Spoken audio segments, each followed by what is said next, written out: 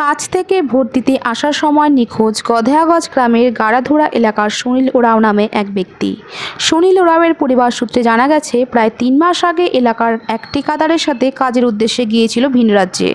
19শে মে লোকসভা ভোটের উদ্দেশ্যে ভোট দেওয়ার জন্য ভিন রাজ্য থেকে 2 দিন আগে বেরিয়েছিল, কিন্তু বাড়ি এসে পৌঁছয়নি।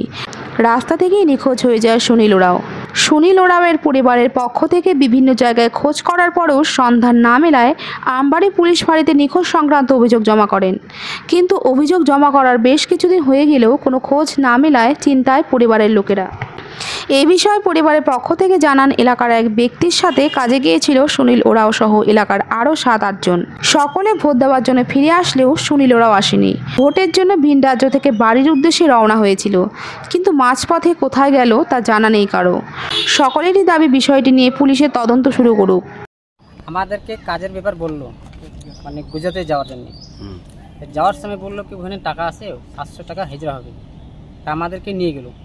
নেওয়ার পরে কাজ হলো এমনি ধর 15 দিন মতন হয়ে গেলো। তারপরে আশ্বাস করে ভোটের দিনে আশ্বাস কথা ছিল, তো বললো কি আমাকে ভোট কি ভাত দিবে। আমরা বললো কি ভোটের যদি আমরা না দিই তাহলে আমরা কি চলাছে, আমরা সরকার চলেছে, ভোট দেবো না আমি, এই বললো। তো আমাকে বলতেছে লদন ঠিকদার ভদ্রা বলতেছে কি আর তোদেরকে আমি যাইতে দিব না, তো তখন 1 মাস 15 দিন না থাকলে তোদেরকে টাকা দিব না।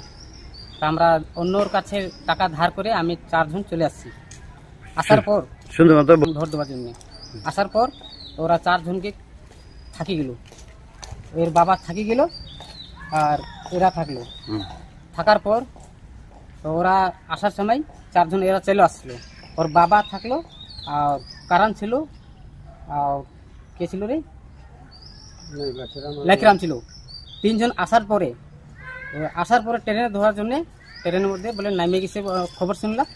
ওইখান থেকে 2 জন চলে আসছে, ঠিকদার চলে আসছে লদন ভদ্রা আর লেখরাম। আর আসার পরে দেখেছে ওর এর বাবা নাই, আসতে পারলো না। সুনীল ওরাও নাই।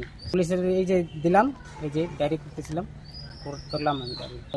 আচ্ছা, পুলিশে সাহায্য করো, বাবা আনার জন্য সাহায্য করো, এটাই চাই আমি।